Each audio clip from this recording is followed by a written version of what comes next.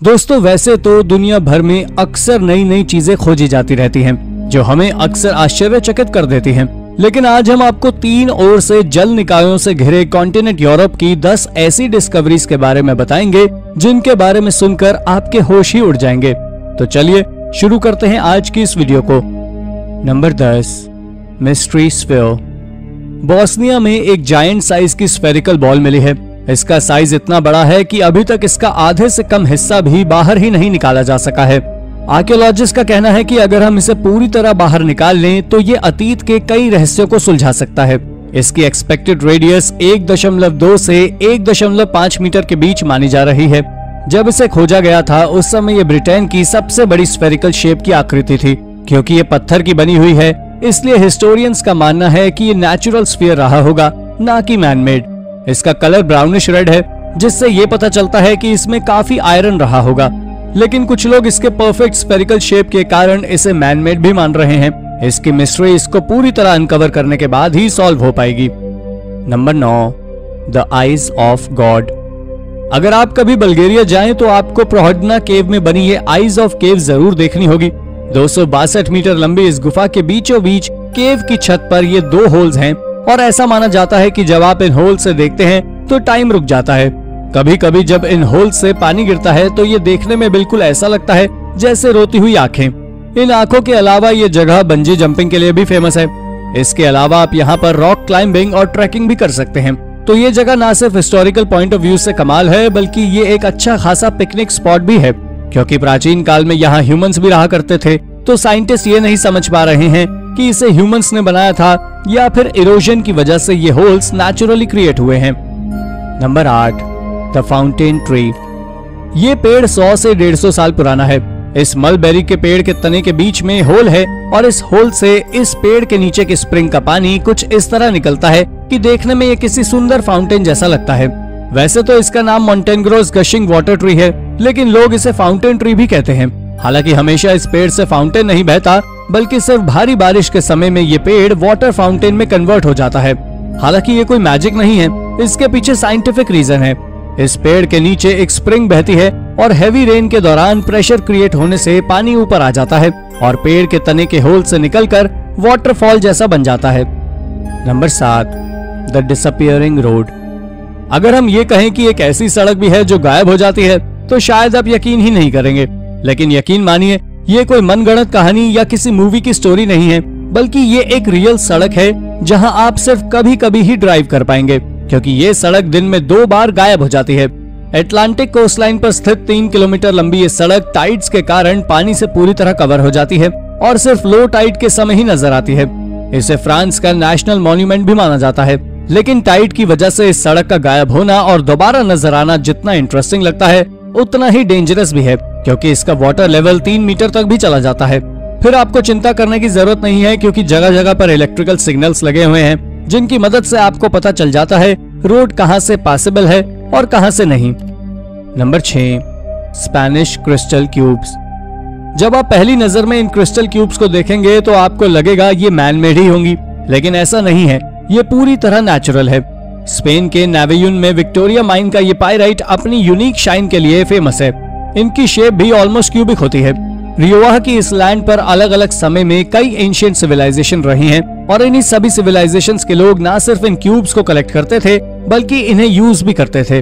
300 BC के समय में यहाँ रहने वाले लोग इन क्यूब्स को मैजिक के लिए यूज किया करते थे, जबकि रोमन लोग इन्हें मोज़ेक बनाने में यूज किया करते थे। मिडिवल टाइम्स में लोग इनका यूज मेडिसिन के तौर पर किया करते थे। हालांकि ये इतने शार्प होते हैं कि इन्हें खाना तो पॉसिबल नहीं होता, फिर भी मेडिसिन में इनका यूज कैसे होता था इसके बारे में साइंटिस्ट को कोई आइडिया नहीं है। आप वहां जाकर अपना क्रिस्टल लेकर भी आ सकते हैं। Number 5, the Devil's Bible. Devil Bible को दुनिया की सबसे रहस्यमय और खतरनाक किताब माना जाता है, क्योंकि ये किताब किसने और क्यों लिखी थी इसके बारे में आज भी किसी को कोई जानकारी नहीं है। कागज के पन्नों की जगह इस बुक में चमड़े का इस्तेमाल किया गया है। 160 पेजेस की इस बुक का वजन 85 किलोग्राम है, यानी अकेले तो आप इस बुक को उठा भी नहीं पाएंगे।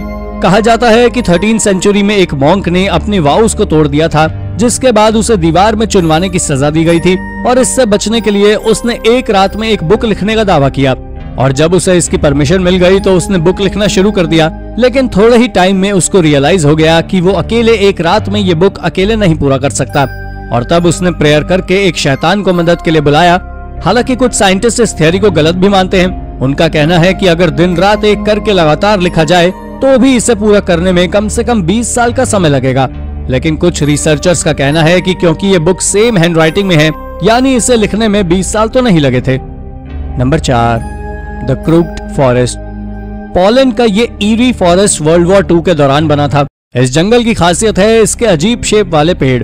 यहाँ के 400 क्रूक्ड शेप के पाइन ट्री, इन पेड़ों का तना अपने निचले हिस्से से 90 डिग्री एंगल से मुड़ा हुआ ही उगता है और लगभग 90 सेंटीमीटर तक बेंट होकर ये सी शेप बनाते हैं और फिर स्ट्रेट हो जाते हैं।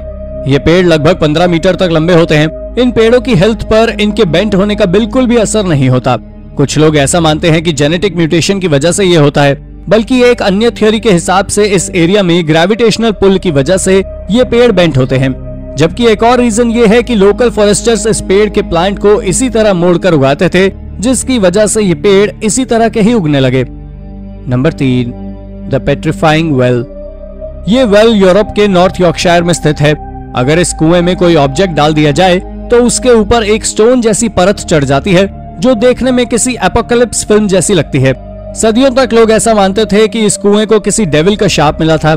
इसका शेप भी देखने में किसी स्कल जैसा लगता है और लोगों का मानना था अगर वो कुएं को टच करेंगे तो वो भी पत्थर के बन जाएंगे। कुछ मॉडर्न साइंटिस्ट ने इस कुएं के पानी का सैंपल लिया और बाद में पता चला कि इसमें मिनरल्स, खासकर कैल्साइट का लेवल काफी हाई है, जिसकी वजह से इसके पानी में पड़े किसी भी ऑब्जेक्ट पर एक स्टोन जैसी कोटिंग हो जाती है। अगर कोई ऑब्जेक्ट लंबे समय तक पड़ा रहे तो ये कोटेड शेल काफी हार्ड भी हो जाता है। Number 2, the devil's finger.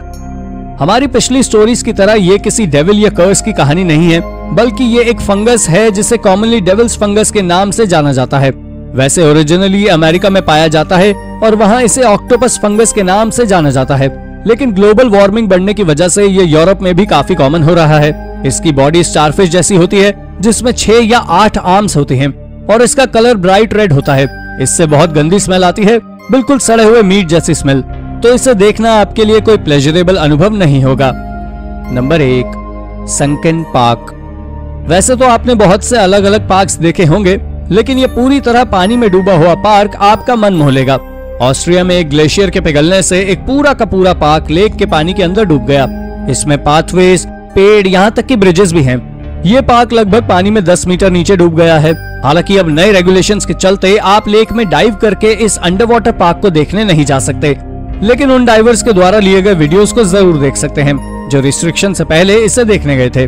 तो दोस्तों, ये थी हाल ही में यूरोप में खोजी गई 10 ऐसी चीजें जिनके बारे में सुनकर आपके होश ही उड़ जाएंगे। इनमें से कौन सी डिस्कवरी आपको सबसे रोचक लगी? अपना जवाब हमें कमेंट करके जरूर बताएं और ऐसी ही अन्य रोचक जानकारियों के लिए हमारे चैनल को सब्सक्राइब करना ना भूलें। धन्यवाद।